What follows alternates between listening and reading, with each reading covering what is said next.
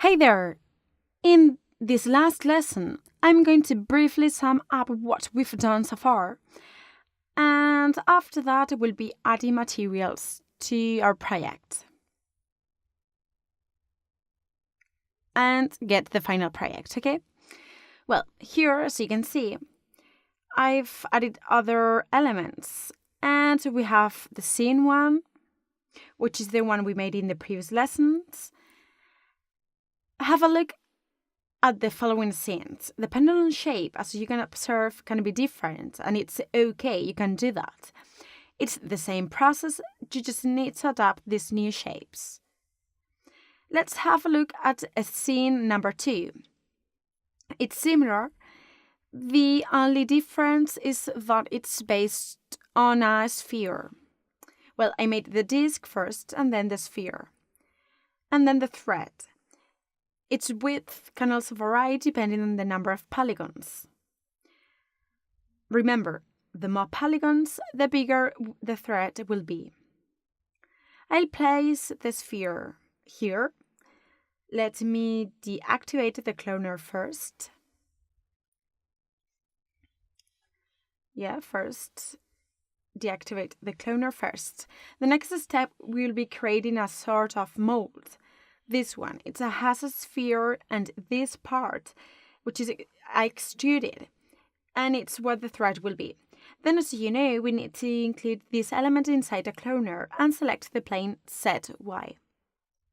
We can determine the number of copies with the count parameter and use the radius to change the distance between the copies.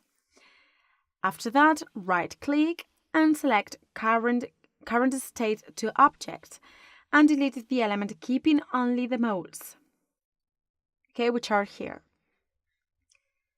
Select all the elements within the cloner, right-click, and press Connect Objects plus Delete. This way, only the grouped element will be kept. This element containing the 3 spheres together with the disc will be inserted into a bowl. Here's the disc, press C or the Make Editable icon, then select the grouped object, the molds, and insert them into the bowl, as well as the disc. Make sure the disc is above the spheres, so the empty area is created. Next, follow the same steps. Right-click and current state to object to definitely transforms that object. Delete these elements. Let me see. Here we have the disc. Select the 2 elements. Because they are separated, then right-click and press Connect Objects plus Delete. That's it. Great, so the disc is ready. See?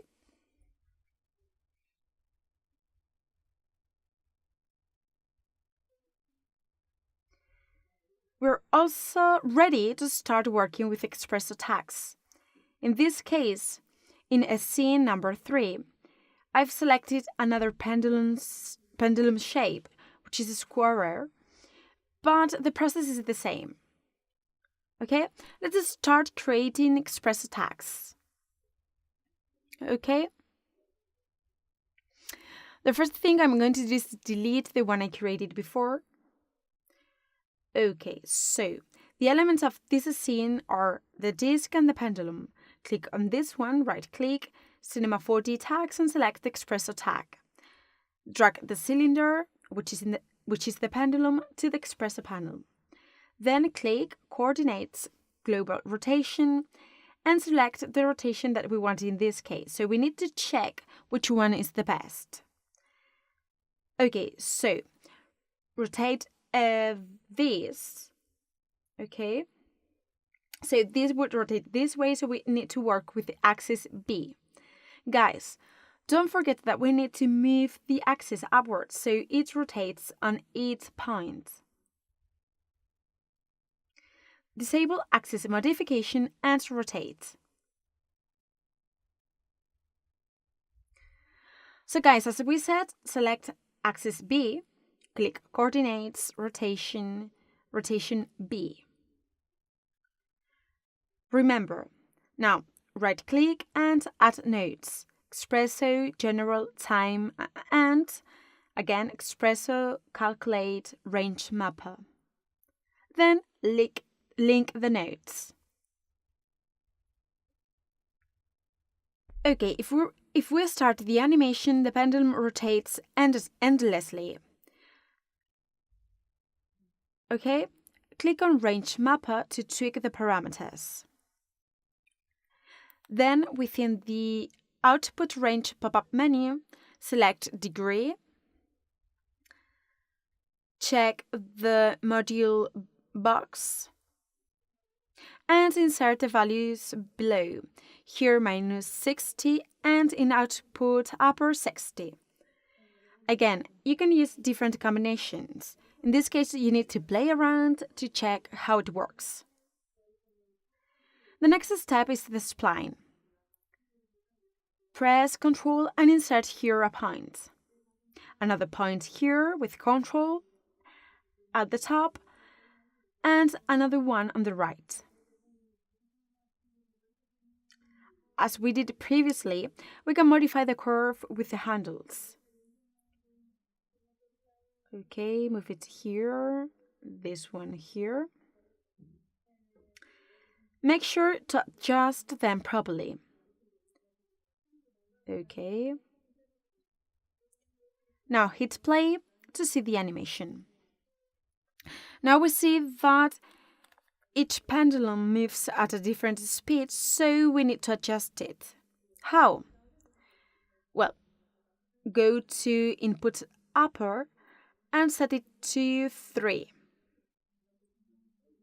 Like the other one, okay? Well, guys, and now what? Go to the list and click on Disk, then create another Espresso tag. Drag the disk into the panel, click Coordinates, Rotation, and select Rotation. Well, let's check the proper rotation first. In this case, it's P. So you select Rotation P. There it goes. Perfect. Cool. Insert a new node, Espresso General Time. And again, new node, Espresso Calculate Range Mapper. Link the nodes and click on Range Mapper to adjust the movement from its panel on the right. Once there, follow the same steps. Choose Degree from the Output Range menu. Set Input Upper to 3. Check Module. Then, regarding the outputs, insert the same values that in the previous exercise. 45 and 225, I think. And now make sure that the pendulum fits in the hole. So we are going to analyze the animation. We see that it goes through perfectly. Let's see when it goes back. Perfect. Okay, well, in this case, it swings to and fro perfectly. It's not perfectly centered, but it can't be appreciated.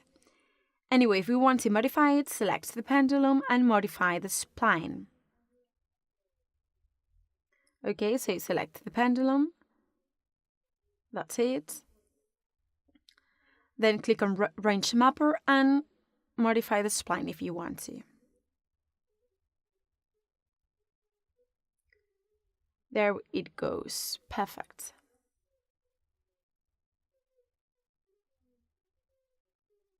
Like that.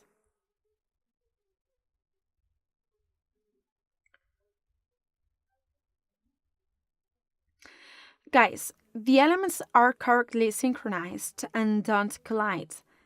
However, if in case they did, you can modify the movement path with a spline, okay? We can do the same with the other scene. It's just a matter of playing around and trying out different parameters, okay? Well, as I mentioned previously, I made some other examples to show you other expressive functions to create diverse animations. Here you can see the Espresso panel, and I've inserted 3 nodes, as we did with our scenes before. These nodes will help us to rotate the meal, okay, but we can use it for other animations. Apart from this, it's also possible to create more abstract animations, okay? For example, on the screen, you'll see this simple scene I created using different primitives and including some torus. See, there is a sphere, some spheres, and the torus, okay? Then I selected all these elements and inserted them into a null.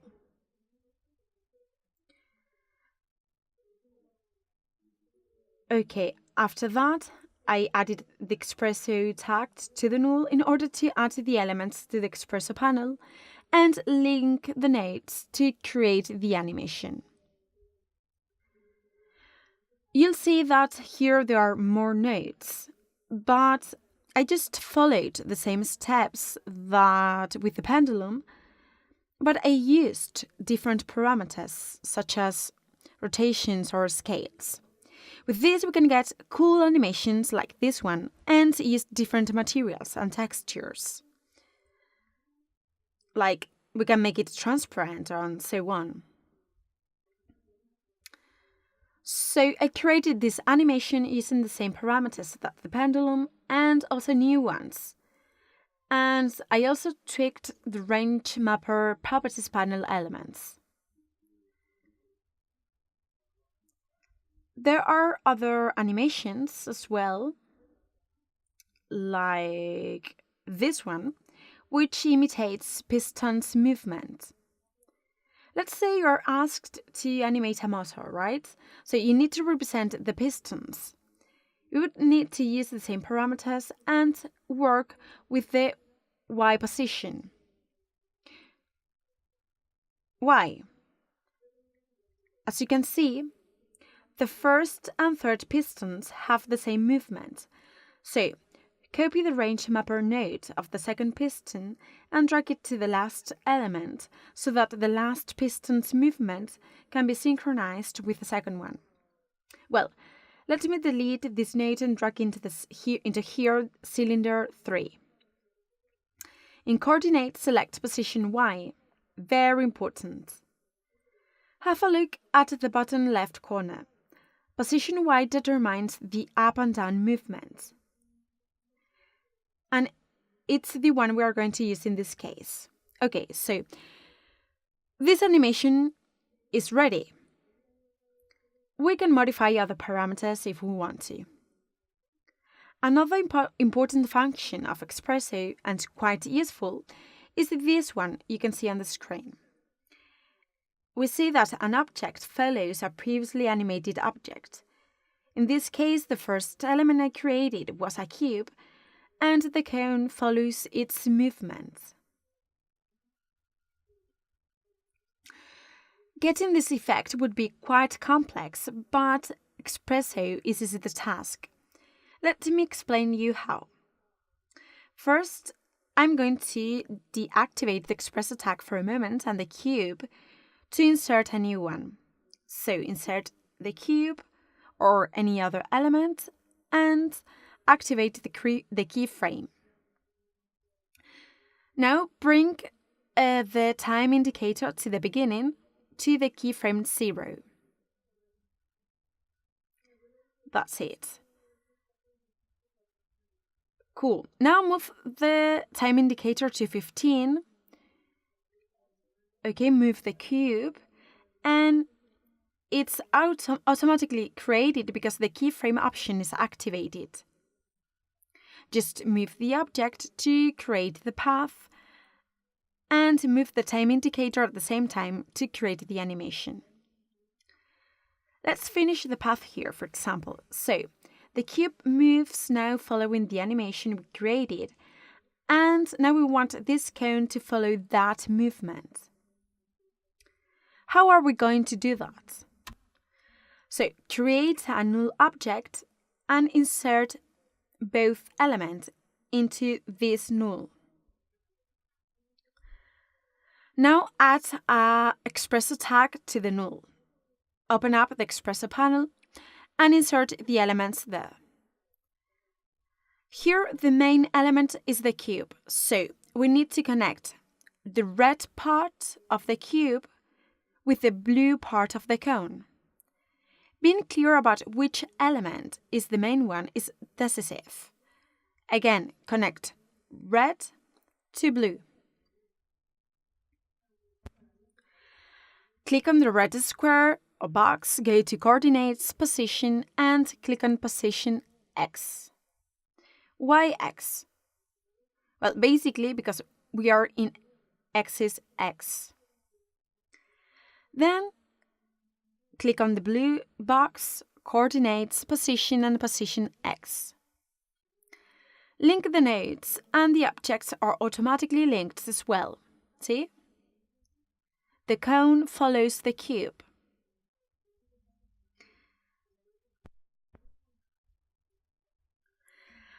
Apart from position X, we can also work with position Y.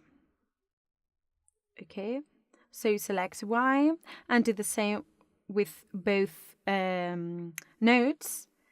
Okay, position Y and linked the nodes.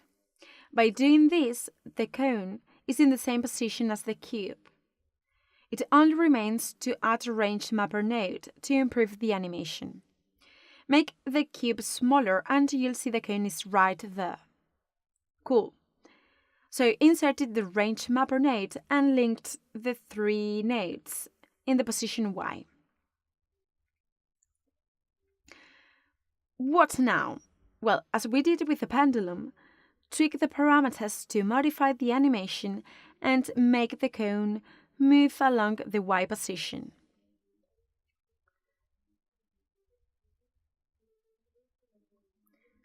Okay, well guys, that's all. I just wanted to show you the enormous scope of the range mapper option and of Expressor in general.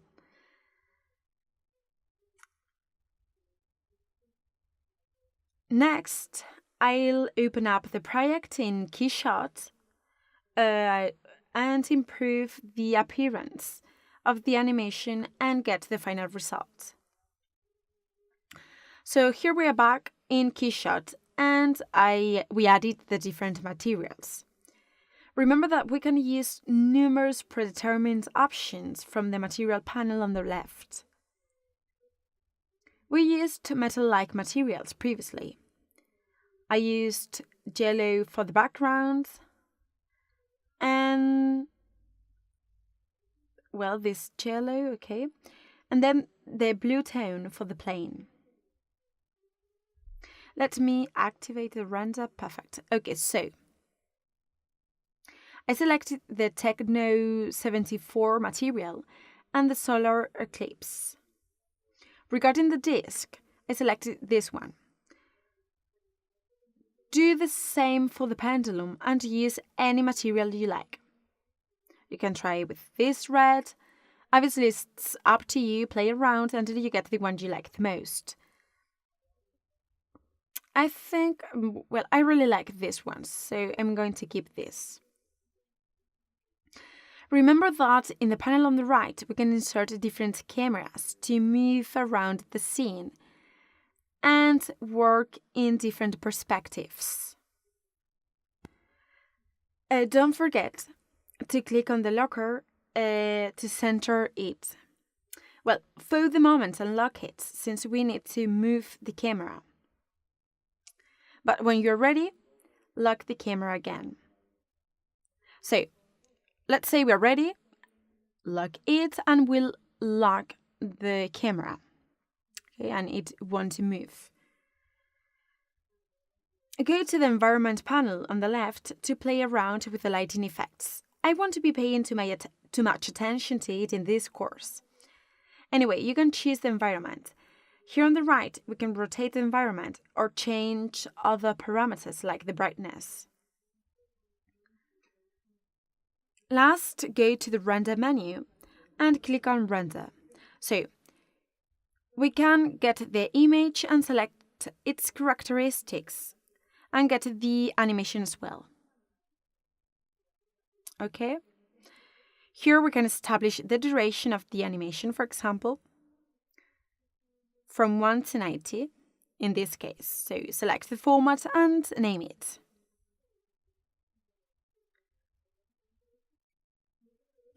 Well, guys, I exported the animation and this is the result. It works perfectly. However, if after exporting it there's something wrong that you don't like, we can do it from the editor or use any other video editor software. Okay, for example, here I used other materials. In this third example, colors and materials are also different, but it's the same pendulum. There are tons of options. In this one, for example, the pendulum doesn't rotate, but swings to and fro. So play around with Espresso to get different animations. Guys, I really hope you liked the course and try out different options using what you learned in the course. Okay? So see you in the following course. Bye!